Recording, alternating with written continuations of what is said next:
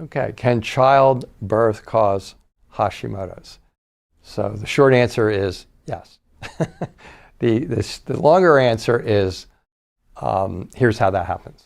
Okay, so the answer is yes. I would, in my patient population, over the years I've been in this, in my mind, as I look at all the people who come in and I listen to all of the triggers that are described in the patient history as they're giving it to me, I mean, pregnancy might be number one, but if it's not number one, it's definitely number two, behind stress responses. So it's huge. It's just like, it's a female patient walks in, she sits down, and then I say, okay, give me your story. When did this start? Well, it started after my, and they might not even know they have Hashimoto's when they came into me. They might just suspect it.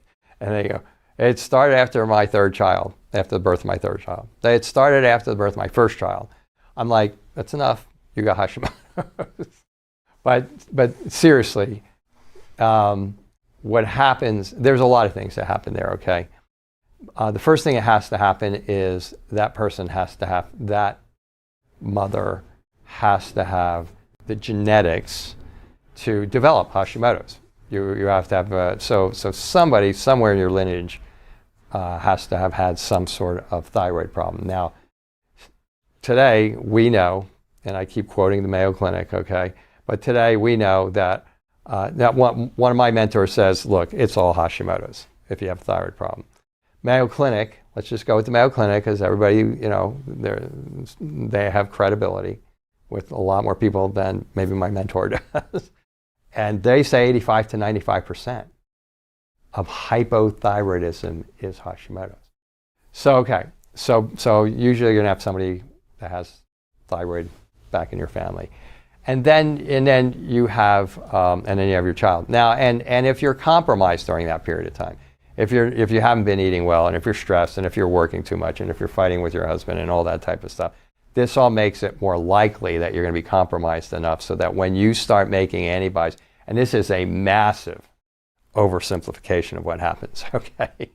All right, but you're compromised, you're carrying a baby, you're giving all your stuff, you're giving all your nutrients and so on and so forth to the child, and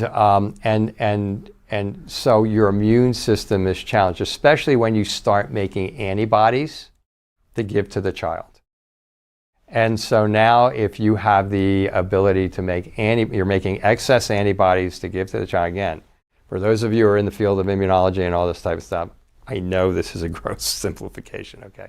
But when you start making a lot of antibodies, and if you have the gene that says, I can get it, and you're compromised, and mom's compromised when she is, especially in the third trimester, when she's going to have a baby, then you can get, those antibodies can exacerbate your immune system to attack your tissues that your genetic code says can be attacked. If it's, and it's most of the time it's Hashimoto's. And I just suspect because, and there's probably data out there on this, but I mean, the thyroid is so metabolically active. You have to have thyroid hormone T3 in every cell in your body, every cell, for it to work right. Which is why if your thyroid's off, it affects everything. Everything goes, if it's up, if your thyroid's low, everything slows down. Your bowels slow down, your hair starts falling out, you get constipation and so on and so forth. So basically that's what happens. It is extremely common. Now I've been to, for a variety of reasons, again, without getting into the physiology of it, if you are a new mom and you have had this phenomenon that I've talked to occur to you, the academic and intellectual wisdom is you have to wait a year for the symptoms to go away, because there are a variety of other physiological mechanisms that could create a situation that makes it seem like you have Hashimoto's. But if you still have it after a year, then the likelihood is you've set off an immune attack against your thyroid. If you're getting the thyroid stuff going, you're putting on the weight, or the weight's not going away. I had 3 babies, and this time they went away the first 2 times, and now it's not going away.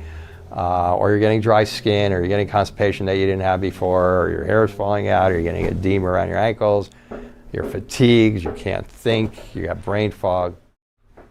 If you have that for a year, and you can last for a year without checking it out, if you have that for a year, then it's a lock that you developed an immune attack against your thyroid after childbirth. So childbirth is, like I said, it's one of the it's the first or second biggest trigger. So that's the delineation. It's a trigger. So childbirth just puts you in a situation where you become vulnerable and you're making antibodies and they're raising your immune response. And if you have the genetics, it's putting you in a situation where it has triggered an attack against your cells, because your genetics in your cells said it was okay to do. I think it covers it. I think it covers it pretty thoroughly for what we're looking for here.